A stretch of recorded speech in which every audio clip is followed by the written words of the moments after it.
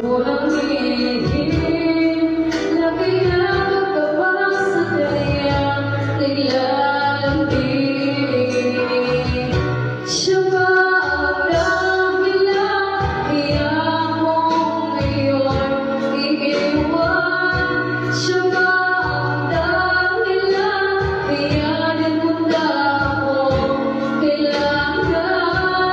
Siya na nga ba ngayon bago kong mahanap? Bakit pagsuyo ko di na may babalik? Dahil umihilag na sugalian na aking nagpapaalam na kung napagkasakit at iyon ay biglang bumuo ang aking daigdig. Siya